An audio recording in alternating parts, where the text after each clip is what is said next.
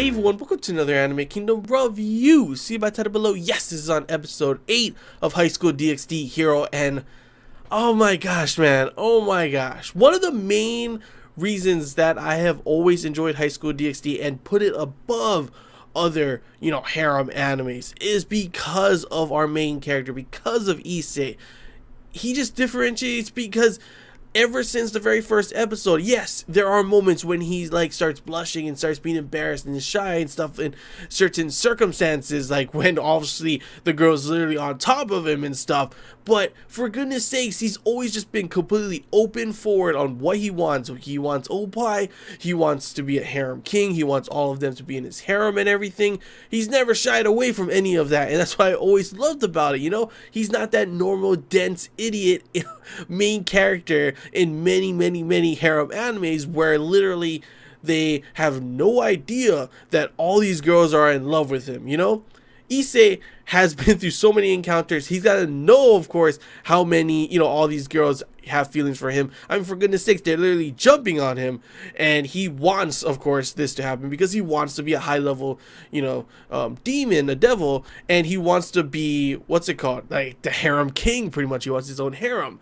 But for some reason, somehow, this episode, man, I mean, it was all leading up to this point. We've seen it here several times with him talking to Rias, and what is she to him, really? I mean, for goodness sakes, her mother had come in and talked to him, and he still didn't get that in his head. And numerous times throughout this episode, I mean, for goodness sakes, that fan service scene, man, she was literally completely naked on top of him. It was about to be that moment when he would finally go all the way and pretty much check one on his succeeding to get a harem and everything with Rias as his queen, pretty much is what it's going to be. Obviously she's the king, I'm not saying in terms of the chess pieces kind of thing and everything, but yeah, like literally, are you kidding me? He has her on top of him and he still does not realize what is going on. He has not realized why is Rias getting mad. I mean, for goodness sakes,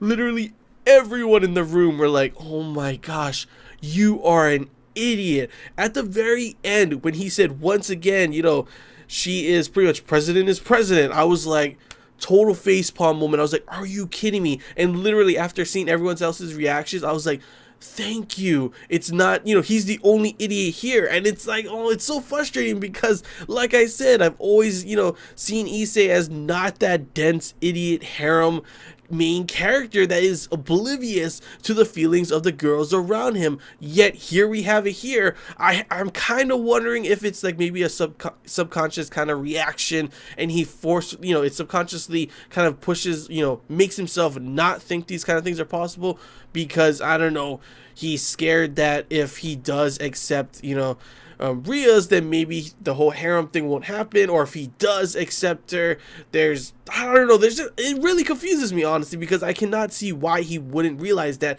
We've been through so much, she's kissed him, she's said so much, and yet after all these things, he still only seems to think of her as, the president, even though he's stated numerous times that his feelings for her and everything. It really does confuse me, man. That was one of the hardest things to watch in this episode, was just Issei going through it and just, oh my gosh, literally everyone else knows what's going on and sees this, yet somehow Issei, I guess it just affects me more as well because, like I said, Issei's always seemed like that character. He's not like all the other harem main characters where they're just completely dense and oblivious. This guy is not like that, yet somehow in these last couple episodes with Rias and everything, he's just completely he is not aware of what is going on. It's so, man, it sucks so badly, honestly, to watch. And it's one of those things that just I wonder how he's going to figure this out. Is it going to happen because someone tells him, or is he going to figure it out himself maybe during the rating game when maybe, for example, I'm thinking that somehow Rias is about to get hurt or something like that, and he realizes what she really is to him and says it out that he loves her, and she's not the president, he calls her by her name or something like that. That's the only thing I can think of, that, or maybe someone does tell him, or maybe because of this it causes a rift and the whole rating game thing ends up having huge mistrust, and they have to end up, he has to end up trying to fix it, and that's how things get better. I don't know. It's going to be hard, obviously, as you can see how idiotic and oblivious Issei was in this episode. But nonetheless, besides all of that stuff, I have to, of course, give lots of, just like this episode, comedy moments. That moment when they're at the press conference and literally they were asking, so Opie Dragon, are you going to poke Ria's, the princess, or as they always call her, the princess's Opie? And he's like, like seriously, that's how I would be. Like, I don't know how to answer that to literally the public and everything. But I mean, it's kind of common knowledge. Everyone knows what he's doing. I mean, for goodness sakes, it's in his children's TV show kind of thing. So I don't know why he was embarrassed really at that point. Ria's being embarrassed was also funny. Everyone kind of looking around, Akeno laughing was just hilarious, honestly. And literally what she's like, what are you gonna do? And he tries to say president, and they think, what? Pleasure? You're gonna pleasure her? And I was just like, oh my gosh, can this get any more hilarious? And then some guy's like, you're gonna pleasure her, so are you gonna suck her Opie? And it was just like, oh my gosh, this is hilarious. There's no way it can get funnier. And then the reporter asks Psydog, what do you think of this? What do you think? Is he going to become a super powerful? And he literally agrees and starts talking about, yeah, I think if he were to suck Ria's, Opie, his power would be unimaginable. And I was just cracking up, especially at Issei's face, because he could not believe that he had said that. It was just, oh man, the comedy in just that part, just literally, even though Issei was an idiot throughout the episode, that part just made up for a lot of it, because I was really cracking the heck up. And then when we talk about fan service, as I always tell you, I like my mixture of comedy, fan service, and seriousness, and comedy, check. Fan service, definitely check with Ria's, like I said, full on naked. Like, I was like, damn, okay, woo! I honestly thought at first, like, I was more of hoping, because I didn't want it to be one of those moments where it was just, interrupted, it stopped because Issei's an idiot. I was thinking someone was gonna walk in and stop that whole thing from happening, because that's literally what's been happening for every moment that Issei has got, like, numerous girls or one girl just completely naked on top of him. But this time it was Issei's own dumb self that ended up stopping that. So yes, it adds some drama and dramatic, and it makes it a lot more like what's gonna happen in the rating games. How is that all gonna work out now that there's this huge rift and everything?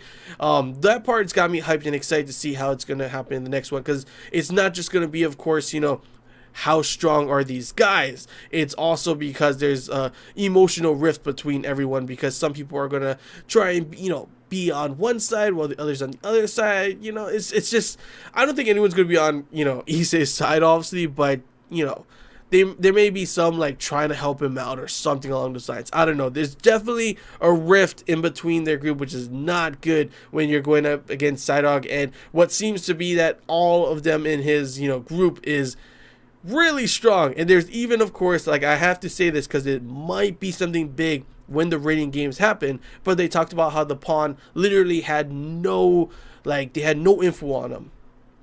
So I'm thinking that this is going to be some secret weapon that comes out somewhere along the way. They keep forgetting, maybe they forgot about him or something like that, and then boom, he comes out, the pawn comes out, and something crazy happens. Either that, or it's going to be literally he's just trash, and we're going to like expect this kind of thing to happen, and he's just like literally just gets destroyed. I could see that happening too, and it'd be pretty funny. But yeah, nonetheless, I gotta say, pretty good episode. Like I said, comedy was on point. The what's it called, fan service was on point. Just unfortunately, Issei just let me down in this one, and I don't know what to say besides that. But yeah, I'm definitely still excited to see how the next episodes will go. Conflict is usually something that is good to fuel and just like push forward some crazy ass stuff. So yeah, I can't wait to see how the next episodes will go. But that is all I gotta say, guys. Hope you enjoyed this Anime Kingdom review. If you have any questions, feel free to comment below. If there's anything I missed and you want to talk about, comment below as well. And if you did enjoy, don't forget to leave a like.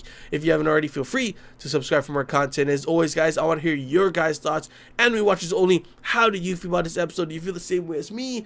Good, bad, whatever you guys want to talk about, feel free to comment below. And as always, source material readers, how was this chapter, this episode adapted? Was it, once again, everything was, you know, from the light novel and adapted well into this? I always just like to kind of have a little record on each episode, as long as, even if it's okay if it takes some things out and adds some things, as long as it doesn't take anything important. But so far, I don't think it took anything important, just from how the episode felt. It didn't feel like anything was missing. So I don't know, I just want to hear your guys' thoughts. Feel free to comment below on that. And yeah, that's all I really gotta say, guys. So till next time, see ya.